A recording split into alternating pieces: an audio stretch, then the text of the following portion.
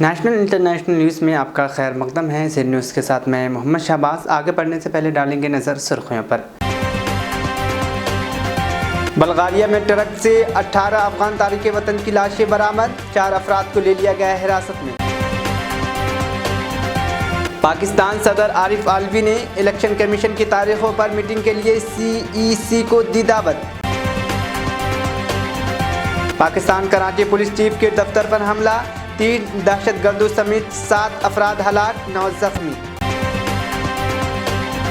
हरियाणा में मुस्लिम नौजवानों को जिंदा जलाने वालों में से एक मुल्जिम की तस्वीर अमित शाह के साथ, ओवैसी का इल्ज़ाम। शिवसेना का इंतखाबी निशान गंवाने के बाद उद्धव ठाकरे ने तलब किया हंगामी इजलास, अरकान असम्बली और अरकान पार्लियामेंट भी रहे मौजूद। अब खबरें तफसील से। यूरोपीय मुल्क बल्गारिया की पुलिस ने दारुल हुकूमत सोफिया के करीब एक ट्रक से बच्चे समेत 18 अफगान तारिकीन वतन की लाशें दरियाफ्त होने पर 4 अफराद को हिरासत में ले लिया है। बरतानवी खबर रसा इदारे के मुताबिक बल्गारिया की वजारत दाखिला ने अपने एक बयान में कहा कि लोकोर सोको गाँव के करीब मिलने वाले ट्रक लकड़ी और कंपार्टमेंट में छुपे गैर कानूनी तारिक वतन को ले जा रहा था। नेशनल तहक़ीक़ाती सर्वे के सरबराह ने अपनी रिपोर्ट में बताया कि तारिक वतन में से बाज़ का दम घुटने की वजह से मर गए। तारिकीन वतन ने गैर कानूनी तौर पर हमसाया मुल्क तुर्किया के सरहद उबूर की और जुनूब मशरक़ी बल्गारिया के शहर याम्बोल के करीब ट्रक पर चढ़ने से कबल 2-3 दिन तक जंगल में छुपे रहे। वज़ीर सेहत ने कहा कि 5 बच्चों समेत 34 तारिकीन वतन को सोफिया के अस्पतालों में पहुंचाया गया है, जहां उनके हालात ख़तरे से बाहर हैं। उन्होंने कहा कि इस ट्रक में बंद होने वालों को ऑक्सीजन की कमी का सामना करना पड़ा था। वो बेसुध पड़े थे और उन्होंने कई दिनों से कुछ खाया पिया नहीं था। एक सीनियर पुलिस अहलकार अतानास ने कहा कि हिरासत में लिए गए 4 अफराद में से एक को पहले ही इंसानी स्मगलिंग के इल्ज़ाम में सज़ा सुनाई जा चुकी है। उनका कहना था कि मज़ीद सबूत मिलने पर फ़र्द जुर्म आयद की जाएगी। बल्गारिया इस रास्ते पर वाक़ है जिसे मशरक़ी वस्ता और अफ़गानिस्तान से आने वाले तारिकीन वतन यूरोपीय यूनियन में दाखिल होने के लिए इस्तेमाल करते हैं। ज़्यादातर तारिकीन वतन इस मुल्क में रिहाइश इख्तियार नहीं करते, बल्कि अक्सर स्मगलरों की वसी नेटवर्क्स का इस्तेमाल करते मगरबी यूरोप के अमीर ममालिक में जाने की कोशिश करते हैं। पाकिस्तान के सदर डॉक्टर आरिफ आलवी ने गुज़िश्ता रोज़ chief election commission CEC Sikandar Sultan Raja को खैर पख्तूनख्वा KP और पंजाब में इंतखाबात के तारीख़ों पर तबादला ख्याल के लिए 20 फरवरी को एक फ़ौरी मीटिंग के लिए बुलाया है। ऐवान सदर में होने वाले मीटिंग में इलेक्शन एक्ट 2017 के सेक्शन 57A पर तबादला ख्याल किया जाएगा, जिसमें तफसीलात बताई गई कि election commission of Pakistan ECP से मशावरत के बाद सदर को तारीख़ का ऐलान करने के लिए तफवीज़ किया गया है। साबिक़ वज़ीर आज़म और पाकिस्तान तहरीक इंसाफ PTI के सरबराह इमरान खान के तहरीक अदम एतमाद में बरतरफ़ी के बाद PTI एक अरसे से फ़ौरी इंतखाबात का मुतालिबा कर रही है। इमरान खान का इसरार है कि सिर्फ़ एक मैंडेट वाली हुकूमत ही मुल्क को मुआशी दलदल से निकालने के लिए दरकार सख्त फ़ैसले ले सकती है। पंजाब और KP की असम्बलियाँ बिलतरतीब 18 जनवरी और 14 जनवरी को तहलील कर दी गई थी, जब PTI के सरबराह ने ऐलान किया कि दोनों सूबे में उनकी हुकूमतें नई इंतखाबात के राह हमवार करने के लिए अपनी असम्बलियाँ तहलील कर देंगी। CEC को लिखे अपने ख़त में, जिसके एक कॉपी .com के पास दस्तियाब है, सदर ने कहा कि उनकी 18 फरवरी के ख़त के बाद से कुछ अहम वाक़यात रहनुमा हुए। ख़ास तौर पर लाहौर हाई कोर्ट और सुप्रीम कोर्ट के फ़ैसले से मुताल्लिक़ इस माह के शुरू में लाहौर हाई कोर्ट ने इलेक्शन वॉच डॉग को पंजाब में इंतखाबात की तारीख़ का फ़ौरी ऐलान करने की हिदायत की थी। दर-ए-असना chief justice of Pakistan CGP Umar Ata Bandial ने कहा कि मुल्क के तमाम मसाइल अवाम के फ़ैसले से ही हल हो सकते हैं।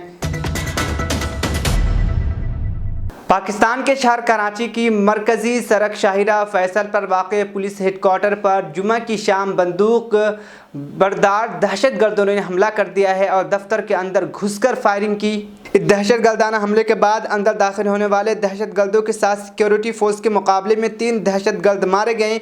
इसके अलावा इस हमले में 2 पुलिस अहलकार और एक रेंजर समेत 4 अफराद हलाक और कम अज़ कम 19 दीगर जख्मी हुए हैं।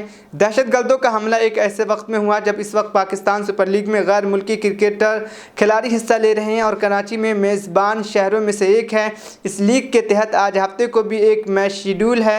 सिंध हुकूमत के तर्जुमान मुर्तज़ा वहाब ने हमले के 3.5 घंटे बाद 10:42 पर ट्विटर पर कहा कि मैं अब तक तस्दीक कर सकता हूं कि कराची पुलिस और KPO की इमारत को साफ कर दिया गया है।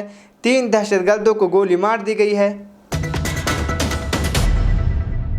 ईरानी वज़ीर ख़ारजा अमीर अब्दुल अल्लाहियान 3 और 4 मार्च को नई दिल्ली में होने वाले राय-सीना डायलॉग में शिरकत के लिए भारत आने वाले थे, लेकिन 2 सेकंड के एक वीडियो की वजह से उन्होंने ये दौरा मनसूख कर दिया है।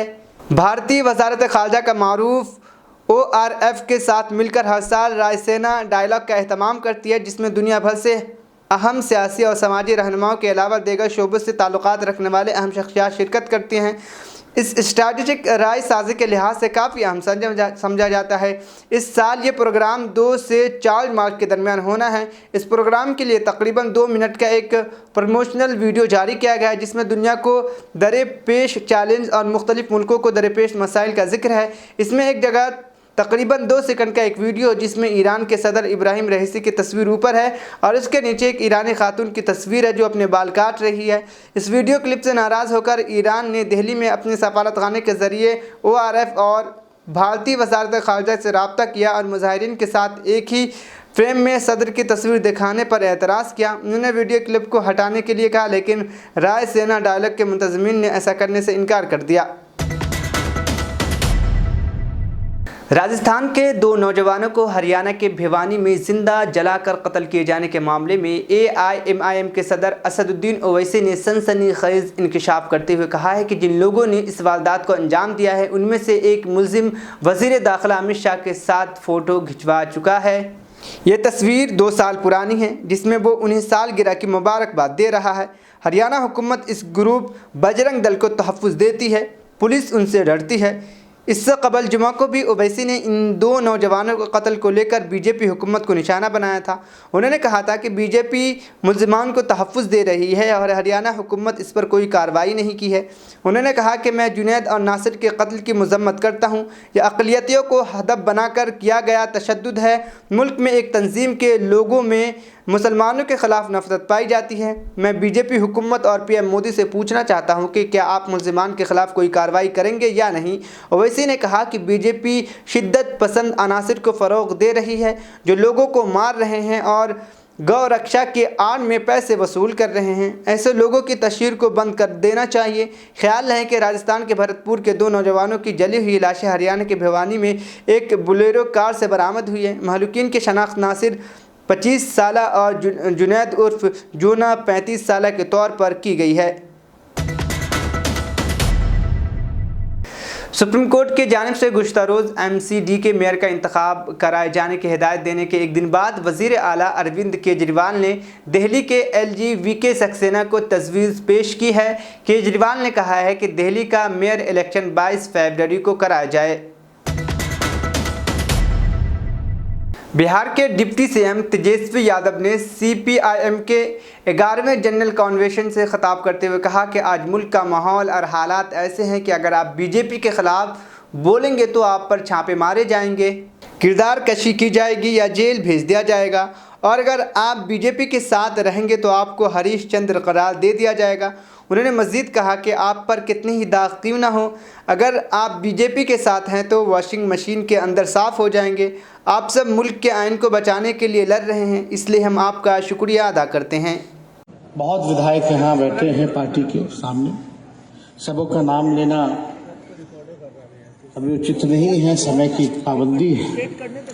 काफ़ी लंबे समय से आप लोग यहाँ इंतज़ार कर रहे हैं और सबकी बातों को आपने, सबके विचार को आप लोगों ने सुना और 35वीं पुण्यतिथि के अवसर पर यहाँ हम सब लोग जो है श्रद्धांजलि देने पहुँचे हैं। श्रद्धा के सुमन, सच्ची श्रद्धा से हम लोग पुष्प जो है हम लोगों ने चढ़ाने का काम किया। आदरणीय कर्पूरी ठाकुर जी, जो जन नायक जिनको कहा गया, वाकई में जन नायक रहे और समाजवादी राजनीति को आगे बढ़ाने में, विचारधारा को बढ़ाने में उनका जो योगदान है वो भूला नहीं जा सकता और हम सब लोग उनके अनुयायी हैं। यहाँ उपस्थित कई ऐसे नेता हमारे पार्टी के पदाधिकारी कार्यकर्ता होंगे जो उनके साथ काम करने को मौका मिला। कई ऐसे नौजवान साथी हैं जो केवल अपने नेताओं से, अपने परिवार के बुजुर्गों से उनके बारे में सुनने का मौका मिला। तो हर तरह के लोग यहाँ उपस्थित हैं और आज के दिन उनको याद ही नहीं करते हैं, बल्कि उनके विचारधारा पर अमल करते हुए संकल्प भी लेते हैं कि जो गैर बराबरी की जो लड़ाई रही, सामाजिक न्याय की जो लड़ाई रही, उसको हम लोग जो है अंतिम मंजिल तक हम लोग मिलकर के पहुंचाने का काम करेंगे। और ये एक दो दिन का काम नहीं, ये तो सिलसिला चलता रहेगा, लेकिन हम लोगों को ढीले होने की जरूरत नहीं है। आज कर्पूरी जी हम लोगों के बीच नहीं है, लेकिन विचार तो है उनका, और जब विचार है तो अच्छी अच्छी बाधाओं को हम लोग जो है पार कर सकते हैं। केवल आपको लोगों तक पहुंचना है और उस विचार को हम लोगों को पहुंचाने की जरूरत है, और उसके लिए सबसे महत्वपूर्ण है पार्टी और संगठन। हम लोगों का प्रयास है कि अपने संगठन को हम लोग धाकधार करें, जमीनी स्तर पर ही नहीं बल्कि बूथ, पंचायत, हर जगह हम लोग जो अपने संगठन का विस्तार करें और कर्पूरी जी के विचार को हम लोग जो है, लोहिया जी के विचार को, जेपी जी के विचार को, चौधरी चरण सिंह जी के विचार को, सभी लोगों के विचारों को, जो समाजवादी नेता रहे, जिनके हम लोग सब लोग अनुयायी हैं और जिनके बदौलत आज हम लोग सब लोग यहाँ खड़े हैं, बैठे हैं। आज कम से कम हम लोगों का दायित्व बनता है कि इस काम को हम लोग मिल करके पूरा करना। एकता होनी चाहिए। कौमी राजधानी दिल्ली फ़ज़ाई आलूदगी के मुहाज पर एक मरतबा फिर नाकाम नज़र आ रहा है और इसे दुनिया का दूसरा आलूदा तरीन शहर करार दे दिया गया है। ख्याल है कि गुज़िश्ता चंद दिनों में दिल्ली की हवा के मेयार AQI में बेहतरी रिकॉर्ड की गई थी। इतना ही नहीं, 13 फरवरी को रिकॉर्ड किए गए एदाद शुमार के मुताबिक तवील अरसे के बाद दिल्ली दुनिया का 10 आलूदा तरीन शहरों के फहरिस्त से बाहर हो गया था, जिसके लिए दिल्ली के वज़ीर आला अरविंद केजरीवाल ने दिल्ली के लोगों की मुसलसल कोशिशों की तारीफ़ कर रहे थे, इनकी पीठ थपथपाई थी। लेकिन उसके 2 दिन के अंदर ही दिल्ली एक बार फिर दुनिया के 10 आलूदा तरीन शहरों में शामिल हो गया है। ताज़ा तरीन एदाद शुमार के मुताबिक दिल्ली की हवा मुसलसल ख़राब होती जा रही है। जुमरात की शाम 6 बजे राजधानी दिल्ली दुनिया के आलूदा तरीन शहरों में दूसरे नंबर पर पहुंच गया। इस फहरिस्त में दिल्ली के बाद कोलकाता और मुंबई मौजूद है। 13 फरवरी को दिल्ली टॉप 10 आलूदा शहरों की फहरिस्त से बाहर था और इसकी वजह जनवरी के आखिरी दिनों में होने वाली बारिशें थी। बारिश के बाद फरवरी की तेज़ हवाओं के दौरान भी राजधानी में आलूदगी की शिद्दत कम रही, लेकिन अब एक बार फिर दिल्ली में आलूदगी में इजाफा हो गया है। इलेक्शन कमीशन की जानिब से शिवसेना का नाम और इंतखाबी निशान तीर और कमान वज़ीर आला एकनाथ शिंदे को फराहम करके उद्धव ठाकरे को झटका दिए जाने के बाद उद्धव ठाकरे ने आज 18 फरवरी को पार्टी का हंगामी इजलास तलब किया है। इस इजलास में तमाम अरकान असम्बली, अरकान पार्लियामेंट और लीडरान शिरकत करेंगे। ये इजलास दोपहर 1 बजे उद्धव ठाकरे की रिहाइशगाह माता श्री में मुनक्किद हुआ। रिपोर्ट के मुताबिक एकनाथ शिंदे को शिवसेना का नाम इलेक्शन कमीशन की जानिब से फराहम किए जाने के बाद उद्धव ठाकरे की तरफ से तलब किए गए हंगामी इजलास के दौरान आगे की हिकमत अमली तय किया गया है। इजलास में शिरकत के लिए तमाम अरकान असम्बली और अरकान पार्लियामेंट फौरी तौर पर मुंबई रवाना हो गए थे। ख्याल है कि महाराष्ट्र के इक़्तिदार की कशमकश पर सुप्रीम कोर्ट में 21 फरवरी से बाकायदा समाअत शुरू होगी। उद्धव ठाकरे ने मुतालबा किया था कि इलेक्शन कमीशन अदालत के फैसले से पहले फैसला ना दे। उन्होंने सवाल किया किया कि इलेक्शन कमीशन को अदालत के फैसले से पहले फैसले देने में इतनी जल्दी क्यों थी। इस मामले पर अपना रद्द-ए-अमल देते हुए उद्धव ठाकरे ने मजीद कहा कि हम इलेक्शन कमीशन के फैसले के खिलाफ जल्द अज जल्द सुप्रीम कोर्ट से रुजू करेंगे। सरासर अन्याय है। मैंने जैसे कहा कि अब अपने देश में तानाशाही की शुरुआत हो गई है, ऐसा ऐलान अपने प्रधानमंत्री कर दे तो ज़्यादा अच्छा रहेगा, क्योंकि अब प्रजातंत्र तो देश में रहा नहीं। और जिस तरीके से उन्होंने आज फैसला सुनाया है, इतने दिनों से हमारे पीछे वो पड़े थे और जिस फॉर्मेट में उन्होंने जो भी मांगा वो एफिडेविट था, फिर हमारे जितने सारे मेंबर्स हैं उनके भी सदस्य पत्र थे, लाखों के संख्या में हमने उनको दे दिए थे। इसके बावजूद आज वो अगर कहते हैं कि सिर्फ विधायक और सांसदों के ऊपर पार्टी किसके पास है ये तय उन्होंने किया, तो ये अन्याय है। फिर इतने दिनों तक हमें क्यों ये सब एक्सरसाइज करवाया। पार्टी तो मेरे साथ है, आम जनता तो मेरे साथ है, और इसलिए मैंने कहा कि लगातार मैं चुनौती देते आया कि हिम्मत है तो सामने आ जाओ, मैदान में आ जाओ, चुनाव ले लो। चुनाव लेने की तो उनमें हिम्मत नहीं थी। राजस्थान पुलिस ने जुनैद और नासिर कत्ल केस के पहले मुलजिम रिंकू सैनी को गिरफ्तार कर लिया है। रिंकू का नाम इस मामले की एफआईआर में दर्ज है। राजस्थान पुलिस दीगर मुलजिमान को गिरफ्तार करने के लिए पूछताछ कर रही है। काबिल जिक्र है कि हरियाणा के भिवानी में गौ स्मगलिंग के शक में 2 मुस्लिम नौजवान को कार में जिंदा जलाने का मामला सामने आया और पुलिस इसकी जांच कर रही है। जहां बहक होने वाले की शनाख्त जुनैद और नासिर के तौर पर हुई है। ये दोनों राजस्थान के भरतपुर के पहाड़ी थाने इलाके के रहायशी थे। जुनैद के चचाजाद इस्माइल ने बुध को गोपालगढ़ थाने भरतपुर में उनके लापता होने और उनके साथ मारपीट किए जाने की शिकायत दर्ज कराई थी। एक रिपोर्ट के मुताबिक लोहारू के डीएसपी जगत सिंह मोरे ने बताया कि गांव वालों के जरिए डायल 112 पर इत्तला मिली कि बरवास गांव में एक जली हुई गाड़ी खड़ी है। जब पुलिस मौके पर पहुंची तो देखा कि कार के अंदर 2 लोगों की ढांचे मौजूद हैं। डीएसपी ने बताया कि गाड़ी का नंबर नोट कर लिया गया है, जिसकी बुनियाद पर गाड़ी के मालिक का सुराग लगाने की कोशिश की जा रही है। इस्माइल ने बताया कि जुनैद और नासिर को बुरी तरह पीटने के बाद फिरोजपुर झड़का थाना लाया गया था, लेकिन उन्हें मुलजिमान के साथ थाने से भगा दिया गया। हमें इत्तला तक नहीं दी गई। इस्माइल ने बताया कि 14 फरवरी के सुबह 5 बजे के करीब उनके चचाजाद जुनैद और नासिर अपने बोलेरो कार में काम से बाहर गए थे। उनका फ़ोन 15 तारीख से बंद था। इसके बाद घर वालों ने दोनों की तलाश शुरू कर दी। इस्माइल का मज़ीद कहना है कि सुबह तकरीबन 9 बजे हमें साबिक सरपंच देनू का फ़ोन आया। सरपंच ने बताया कि उन्हें फिरोजपुर झड़का थाने से फ़ोन आया था कि 2 आदमी कुछ गुंडों के साथ थाने में लाए गए हैं। मामला क्या है इसके बारे में मुकम्मल मालूमात नहीं है, इसलिए पुलिस स्टेशन जाएं और कहीं और देखने से पहले मालूम करें। फिरोजपुर झड़का हरियाणा के मेवात ज़िले में वाक़ है। यह भरतपुर से तकरीबन 16 किलोमीटर दूरी पर है। इस्माइल के मुताबिक इसके बाद तकरीबन 4-5 गाड़ियाँ फिरोजपुर झड़का के लिए रवाना हुई। हमें थाने के अंदर जाने की इजाज़त नहीं थी। बाद में साबिक सरपंच देनू भी वहाँ पहुँच गए। उनसे दरख्वास्त की गई कि थाने के अंदर जाएं और मालूम करें कि हमारे आदमी वहां मौजूद हैं या नहीं। साबिक सरपंच अंदर गए और उन्हें मालूम हुआ कि दोनों को वहां से कहीं और ले जाया गया है। पुलिस स्टेशन से साबिक सरपंच को बताया गया कि नौजवान के साथ मारपीट हुई थी, आप अपने थाने में इसकी इत्तला दें। यानी इस्माइल और उसके साथियों को फिरोजपुर झड़का से वापस भरतपुर जाने और अपने थाने में गुमशुदगी की शिकायत दर्ज कराने को कहा गया। इस्माइल के मुताबिक आखिरकार तमाम लोग फिरोजपुर झड़का से भरतपुर वापस आए और अपने थाने में रिपोर्ट दर्ज कराई। अगली सुबह उसके भतीजा का फ़ोन आया कि भिवानी के लोहारू में एक गाड़ी मुकम्मल तौर पर जली हुई हालत में बरामद हुई है। अंदर 2 लाशें भी पड़ी हैं जो जली हुई है।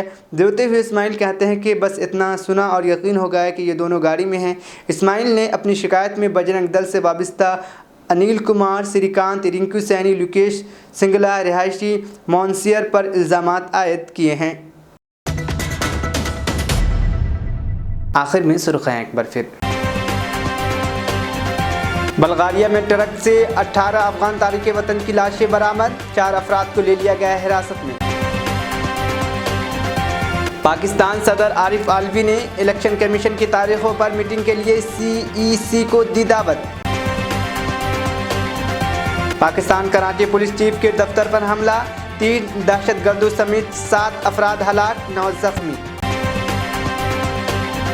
हरियाणा में मुस्लिम नौजवानों को जिंदा जलाने वालों में से एक मुलजिम की तस्वीर अमित शाह के साथ, ओवैसी का इल्ज़ाम।